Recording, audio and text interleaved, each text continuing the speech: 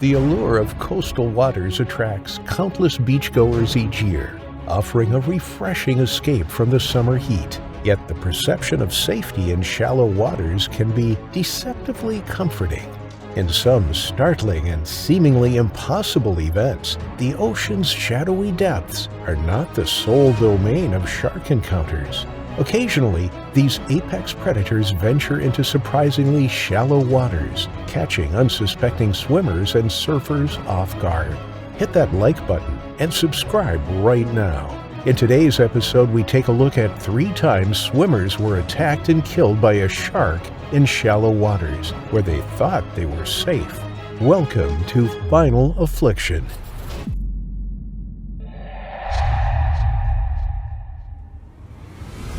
Many different things can trigger a shark attack, although some are less well known than others. We're all familiar with the stories of surfers being attacked because they look like seals from below. And we know that a splashing motion can attract sharks, thinking it's a struggling or injured animal. Aside from the obvious, there's new research that is still taking place to suggest some other triggers for shark attacks, such as blood in the water, or more strangely, human urine. This may explain why 7-year-old Alysha Webster was attacked while swimming in New Zealand. The event has certainly sparked some controversy regarding why some sharks attack humans. New Zealand is not exactly famed for its shark attacks, with the country having a low occurrence rate and only a couple of reports annually.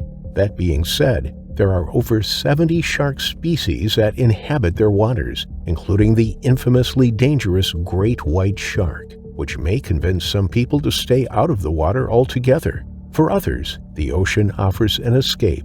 Sailors in particular love to make the most of their time on the open ocean. The Webster family were avid sailors who, in 2005, decided to take their yacht to Malakula so that they could have some time away from home on the boat. They shared the yacht with the Morecambe family, who they had a common love for sailing with. They had borrowed each other's boats in the past, but recently had decided that they should simply share a boat, and then they could also go on holiday together. This trip, however, was just for family, so Alysha was going to spend as much time with her parents, siblings, and grandparents as possible. As the family arrived at Malakula with their yacht, they were immediately disappointed by the weather, which was particularly cloudy and gave the island a gloomy look. They landed on the shore and were immediately greeted by Pen Tillison, who was a teacher living on the island. He saw Alysha swimming in the water and warned the family that they shouldn't allow their daughter to swim in the ocean, as it was a popular area for sharks. He explained that many fishing boats regularly came to stop in this area, which attracted the attention of sharks who wanted an easy meal. As a result, he never let his children swim in the sea. There were various freshwater places nearby that would be much safer, and so Pen suggested that the family move away from the beach in search of these areas. They agreed that they would want to keep their daughter safe, and so moved inland to have lunch away from the water's edge. However, once they were finished eating, the family returned to the water despite the warnings. Pen came back to the family to warn them once again of the dangers that the sharks would pose to them. They told Alysha to get out of the water again, but this time seemed annoyed with Pen's interruptions and hoped that they would be left alone if they complied with his warnings. Satisfied that they understood the dangers, Pen returned to his home and continued with his day, leaving the family to relax on the beach. However, the family would soon make a devastating mistake, which would cost little Alysha her life. After Pen was out of sight, Grant and Cherie Webster told their daughter that she could return to the water, as they were convinced that Pen was exaggerating. There were plenty of other local children that were playing in the water, so why should their daughter be excluded after they sailed all the way here? They sat on the shore as they watched their daughter paddle in the shallows, happy that they had raised such a water-confident child. She loudly announced to them that she needed to pee, and they assured her that it was okay if she peed in the ocean. That's where it would end up eventually anyways. They kept an eye on her, but trusted that she was fine. She was used to the water after all. They were more preoccupied with the local children, who looked a bit scared about something. while quickly trying to get out of the water. The parents watched them with interest, but when they turned back to Alysha, she was nowhere to be seen. How was that possible? They had only looked away for a second, and she was only a few meters into the water, barely deep enough to reach her stomach. As they scanned the water for any sign of her, she burst through the water and back to the surface, screaming. Alysha's father, Grant, leapt into action and sprinted towards his screaming daughter. He pulled her out of the water and laid her on the sand, desperately trying to stop the blood that was pouring from her leg. Everyone was panicking. The children were running from the water in fear, trying to escape the blood that was gradually turning the shoreline red. Alysha had been attacked by a shark. That much was clear, but her parents still couldn't figure out the details of the attack. They hadn't even seen the shark that had grabbed her. All that mattered at this point was to try and save their daughter. Her left leg had been completely severed at the thigh, along with several bite wounds across her entire left side. She was bleeding profusely and growing colder with every second, so they knew they didn't have much time. Grant picked her up, and together, the parents used a dinghy from their yacht to take Alysha back to the mainland. Once they arrived at the shore, they flagged down a lorry and begged the driver to take them to a hospital. Upon seeing the pale and motionless child presented to him, the driver took them to the closest hospital, 30 minutes away. Unfortunately, after arriving at the hospital nearly an hour later, Alysha was pronounced dead on arrival. There was nothing to be done. Her family was beside themselves with grief and blamed themselves for not heeding the advice of Le Pen, who told them of the dangers that hid beneath the waves. If only they had listened. After it was announced that the child had died, the locals were heartbroken. They tried to identify the shark that was responsible for the attack, but no one had been able to see the attack except Alysha, so there was no way to know the species. In the days following the attack, local canoeists reported seeing a large tiger shark patrolling the waters where the girl was attacked, leading many to believe that this was the shark responsible. Although possible, a great white shark was also spotted just 2 days before the accident, so we will most likely never know. Her body was quickly returned home with her family so that they were able to pay their respects and remember their child as the happy, carefree child that she was, rather than the horrific way in which she died. Despite these details, we still don't know one of the most important details. Why did the mystery shark attack little Alysha to begin with? There is one theory that is widely debated that is relevant to this case in particular. Are sharks attracted to human urine, and could this be a cause for an attack? It is widely explained that while sharks are attracted to the scent of blood in the ocean, they are not as interested in urine, as it doesn't indicate that someone is injured in the same way that blood would.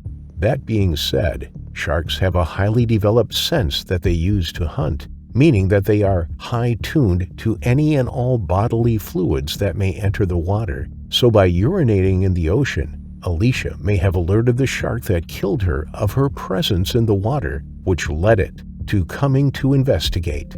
Other swimmers reported feeling the shark pass below them without attacking them, so it is strange that the animal seemingly beelined to Alysha. If it was just hunting, then it would have attacked the children in the deeper water, as it would have been able to easily overpower them and drag them underwater while it waited for them to drown.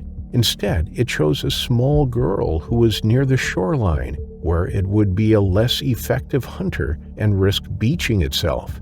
As a result, this had led some to speculate that this shark was attracted to her urine in the water, although these claims are not backed up by scientific theory. Some would argue that urine would actually dissuade a shark from attacking, as it would interfere with its ability to smell blood, its main target. However, the attack on Alysha begs to differ, and her death serves to remind people of the mystery of shark behavior. Next time you swim off to pee in the ocean, you may be unknowingly attracting your final affliction. The shark attack on Faye Jones Besther was the final attack of a spate of shark attacks that plagued the KwaZulu-Natal region of South Africa. Dubbed Black December, the shark attacks began on the 18th of December The year before, in 1957, a teenager was bitten by a shark whilst surfing in the region. He survived the attack, but others weren't so lucky. Between December 1957 and April 1958, 9 people were attacked by sharks in the coastal waters near the port of Durban. 6 of these proved to be fatal. Faye was on vacation with her family. They had been through a lot recently. Only the year before, she had tragically lost her husband when he had been killed in a motorcycle accident. Now, raising her 4 young children alone, they were enjoying a family holiday for the first time since losing their father. The morning of April 5th was overcast and gray. The air was warm and humid. A damp mugginess filled the air. Faye and her children headed down to the beach. It was situated at Uvongo, 80 miles southwest of Durban. The water was relatively calm, but it was muddy and murky. The night before, a strong swell had battered the coastline, churning up the seas, turning them from blue to brown and gray. The beach was popular with surfers.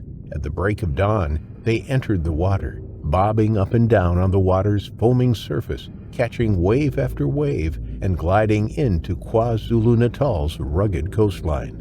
Faye walked across the sand. She slipped off her shoes and made her way to a spot near the water's edge. The sand was rough and coarse. It crunched under her feet. Her children followed eagerly.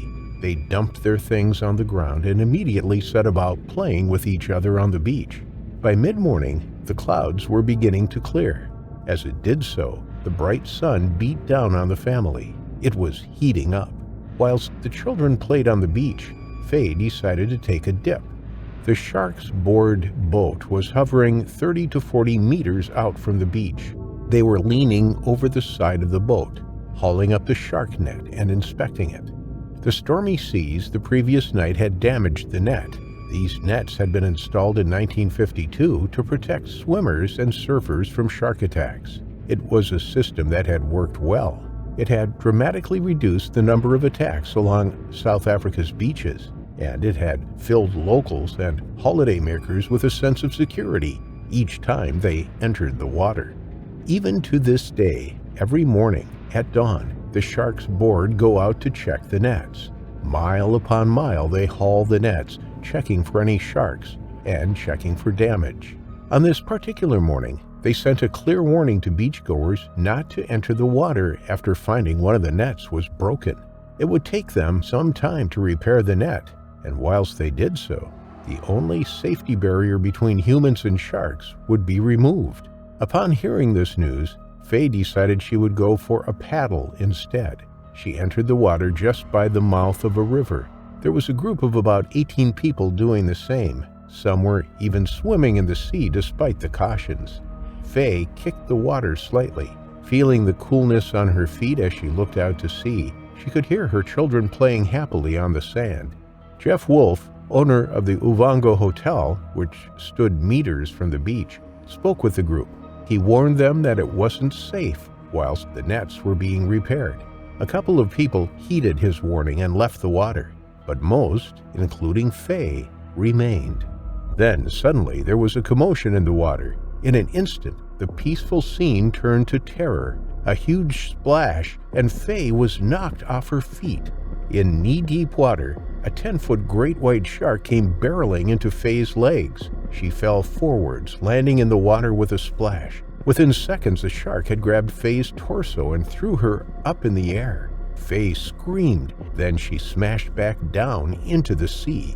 The group she was with frantically slapped and kicked the surface of the water to deter the shark. Faye didn't have time to get up out of the water to get away. In only seconds, the shark wheeled around to Faye's body. As it did so, its rough skin and powerful tail and fins cut and abraded another woman's legs in the shallow water. The shark opened its jaws wide and clamped down around Faye's torso.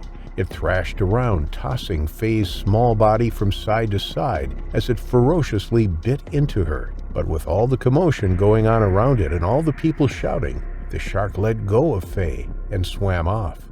Rescuers rushed to Faye's side. She lay in the shallow water, still and silent. The water around her was bright red. She was hurriedly carried out of the water and to the beach only meters away. Before she was even laid on the sandy ground, she was dead. It was a death that shocked those who witnessed it. It was a truly terrible and tragic end to the young mother's life.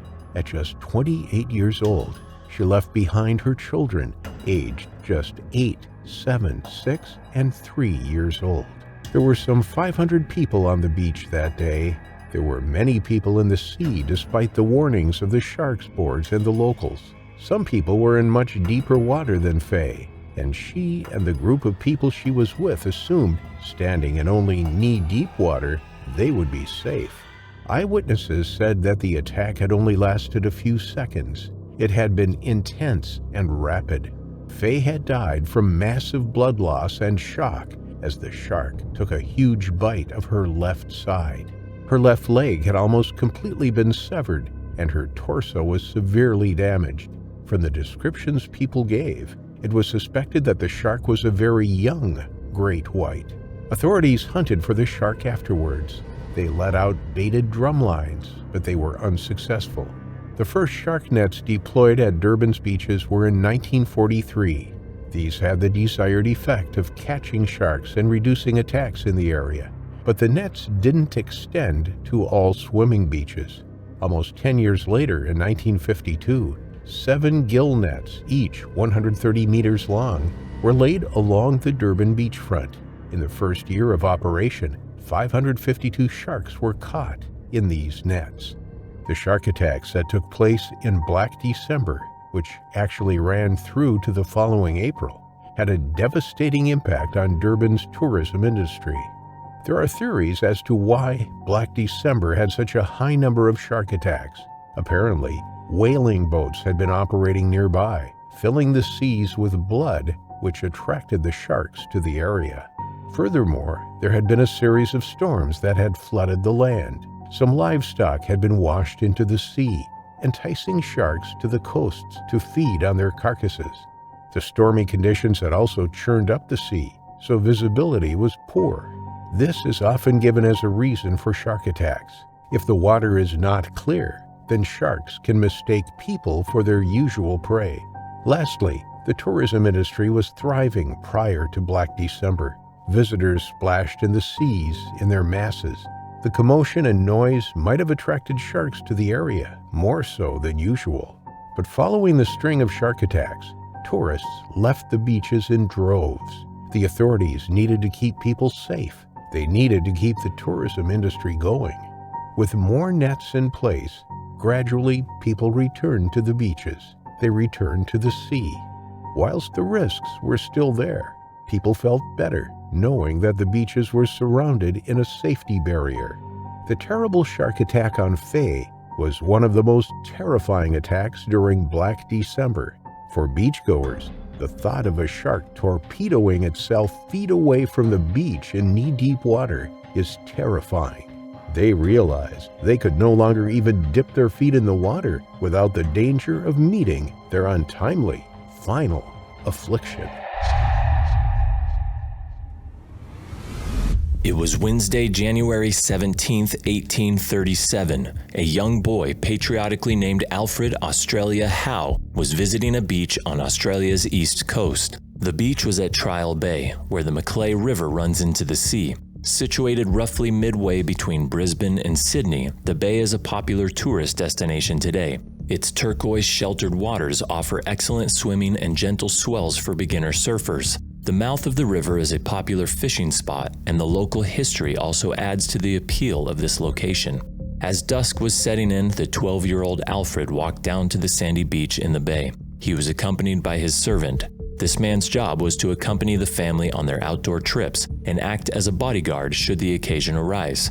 Alfred had already lost his father in a tragic accident 8 years before. This incident had also involved the Australian waters. When Alfred was only 4 years old, he and his father had been on a boat in Sydney Harbor. For unknown reasons, the boat capsized when the pair were trying to board another vessel. Alfred's father, George Howe, had swum after Alfred and managed to push him towards the safety of a nearby craft. Although he heroically saved his son, George Howe, owner of the Sydney Gazette newspaper, sadly drowned that day. He left behind his wife and their 3 children, including the young Alfred. Despite this family tragedy, Alfred was not dissuaded from the water. Living so close to the coast, his childhood was full of seaside visits and splashing in the warm waters off the Australian coast. On this particular day, he had walked along the beach, talking to the family's servant. He had played in the sand when they came to where the Macleay River ran into the sea. The flow of the river churned up the sandy, muddy bottom, giving the water a slight murkiness. Alfred paddled into the fresh current to wash the sand from his feet. Unknown to him, he was being watched by an underwater predator. The water gently ran over his toes in the ankle-deep river. He splashed and shook his feet slightly. Alfred looked down at them, watching as the sand was washed away. Then suddenly something burst out of the water. In an instant, a large shark grabbed Alfred by the legs. It thrashed its head from side to side as it pulled Alfred's feet from under him. He fell backwards, yelling out in alarm. The shark dragged the boy into the river and out towards the open ocean. Alfred could barely breathe as he tried to hold his head up above the water. The speed of the shark was incredible. The power of its jaws was immense. Alfred tried desperately to free his legs from the shark's almighty grip, but it was too powerful. Luckily, Alfred's servant, whose name was not provided by the newspaper, leapt into action. With no thought for his own safety, he jumped into the river. He ran through the shallows, shouting at Alfred, chasing after the shark. Just as the shark made it to the sea with Alfred in its grip, the servant dived for the small boy. He managed to grab hold of Alfred's hands. He pulled and pulled. He was determined not to let go. The boy was screaming, the shark was thrashing around, but mercifully, as the shark readjusted its grip on the boy, it momentarily released him. That was all that was needed. The servant managed to pull Alfred away. As he tugged the youngster, they fell backwards into the river, only feet from the sandy beach. Onlookers had run towards the commotion. Some of them began screaming at the 2 in the water. To their horror, the shark had done a U-turn in the sea and was now torpedoing back towards them, chasing them up the river. The servant picked up Alfred and ran to the shore. He escaped the water just in time. When he lay Alfred on the sand, the boy was still conscious, but he was bleeding heavily. The people on the beach who had witnessed the terrifying attack and the heroic save by the servant quickly rushed to his aid. They grabbed clothing and made makeshift tourniquets. They tied them tightly around Alfred's legs to stem the bleeding. According to witnesses, this had the desired effect and the blood flow from Alfred's gaping wounds was greatly reduced. He had lost a large chunk of flesh from the calf in one of his legs. Alfred began drifting in and out of consciousness as he was rushed to the hospital. It is not known what condition he was in when he arrived at the hospital. After being stitched up and assessed, the surgeon ordered him to be transferred to a hospital in the coastal town of Port Macquarie, south of Trial Bay. There, he was prepared for the amputation of one of his legs. Sadly, just 3 days after the attack, Alfred died from tetanus before they could operate. The Clostridium tetani bacteria responsible for causing tetanus had spread throughout Alfred's body. His nervous system was attacked and had shut down. Even today, there is no known cure, but symptoms are managed and people are vaccinated. Alfred Howe may have survived his injuries if modern-day medicine had been available. Today, shark attack victims are typically given a tetanus shot when they arrive at the hospital. If victims survive the initial shark attack, the aftercare is vital to ensure their survival. This includes treating the victim with antibiotics to keep infections at bay.